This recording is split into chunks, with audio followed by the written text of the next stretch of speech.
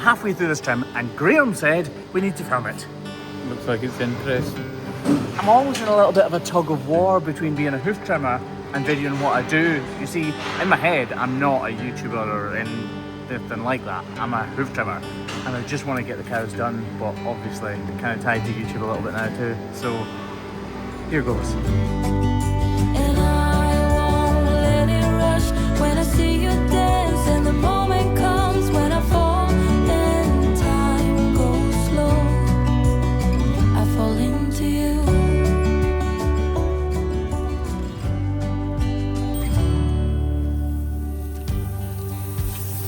This cow is really sore on this back right foot, and as you can see, we've already put the block in position. They're taking a little bit longer to dry today, so I wanted to get it straight on. You've got that. Aye. Oh, that's fine. And now that we've got that on and washed it a little bit, it's time to trim and make a real difference. I've had people ask me in the past whether or not putting a block on so early can get in the way of the grinder, but as you can clearly see here, it makes little to no difference whatsoever. I reduced the entire size of this outer claw and we can clearly see the problem starting to emerge on the outer wall of her foot.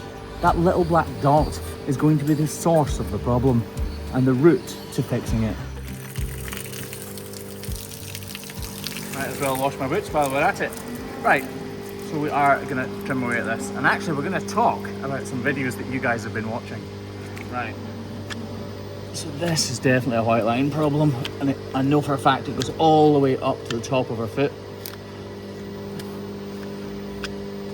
The videos that I'm talking about you guys watching are on YouTube. They're not mine, and they really frustrate and upset me. Not for the reason you might think, not because I want you to watch these videos, but because they're completely misleading. I'm hoping there's a pocket under here that we can get to. Oh. Definitely not.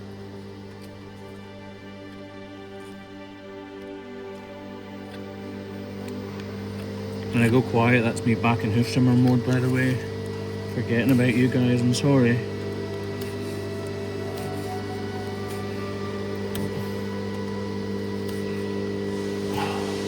At least we know for certain that this is the problem. Right, I'm just going to come back to this in a wee second. These videos. So if your feed is anything like my YouTube feed is, you have likely seen these videos in passing. You've bound to have clicked on them because I know I have. I've been intrigued to wonder and see how any animal's foot can end up like this. But the fact of the matter is, they can't and they don't. This is completely fake. It's manufactured, and this is not a hoof that's attached to a live cow. These pieces of metal have been forced in there just for views, so that these people can pull them out and video them. They are even injecting the feet with all sorts of liquid. The reason I don't like it is, it's misleading, it's misinformation, and it's completely counterproductive to what we set out to do. I aim to help farmers, vets and hoof trimmers improve their skills, expand their knowledge, and to show the general public how these farmers around the world are looking after their cows. There are even AI versions of me now. Although admittedly they're not quite as good looking or handsome as I am, their crush and pickup do look pretty cool, even if they wouldn't work particularly well. I just thought I would mention these videos because I know if I'm seeing them, you guys are too. Please don't be fooled into thinking any of this is real, because it's a million miles from reality. Although to be honest, it's getting closer and closer all the time, which is seriously worrying.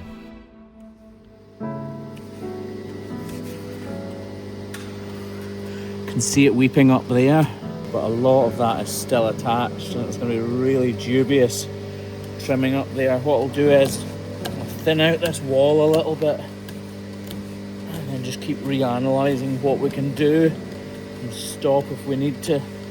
I know for a fact there's a track that goes from here all the way up to here, and it's causing pressure because there's a build-up of fluid in there, but we definitely don't want that fluid to be red in colour.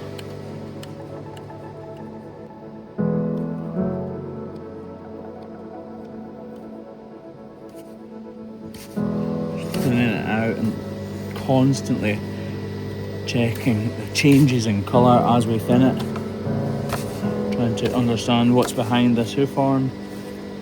This cow this cow does in general need this part of her foot, because this is what holds her up. It's not this part, it's not the sole, it's this part of her foot which has actually got all of the strength in, and what carries her entire weight.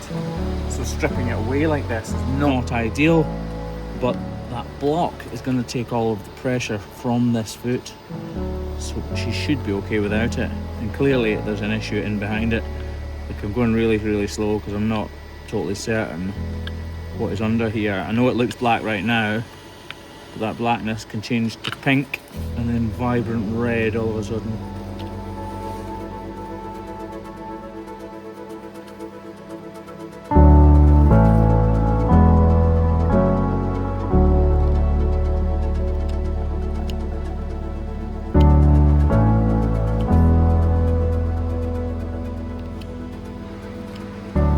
See, it's clearly a hole. I'm actually gonna thin this out even more. Oh, right, come on Graham, come in. Get the hook under there. Don't move.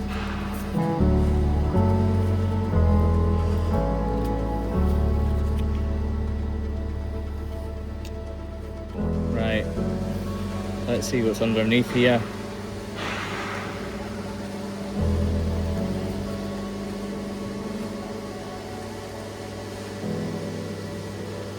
Take the smallest amounts that we possibly can. You can see how bad all of that is in there, and that's what's caused this problem down at the base of her foot. These types of trims are just incredibly hard to be so precise. Getting the blade or the hook of your knife in behind the detached hoof horn and prizing it away from the corium, you're working to fractions of millimeters. They're easily one of the afflictions in a cow's hoof that I least like to trim, because they can go wrong so quickly. It looks like it's firm and healthy, but just imagine there is a void behind it. Look at that sticking out there. That is not good, is it? That void forms a track that we can't see right now, running from where my knife is now all the way down through to that blue paper. And that void is the perfect place for dirt and manure to fester and cause problems. You can see that, look at that, look. That is not healthy at all, obviously. These problems may not be as interesting as the ones I showed you earlier on in the other videos, but these are the ones that farmers and cows are facing on a day-to-day basis right around the world. Push it out of the way actually and try and get in here a little bit more. Sorry. No. I can feel all of this is loose. This is a white line problem. A problem that has started as a bruise in behind that hard exterior wall horn and turned into a bit of excess bursting out the top.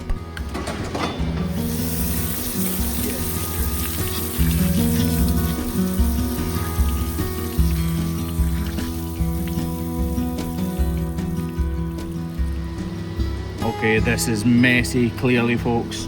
I've got a rat, please. My hope is that this green spray will get rid of the dermatitis affecting that lesion, and that this salicylic acid will double down on that effect, allowing new hoof horn to grow from the top of her hoof. The only trouble is, that process will take around 10 months. She is walking more comfortably than she was when we put her into the crush, and for me, that is a result. Our true aim is just to give her more functionality from her feet. All things considered, she's moving pretty well.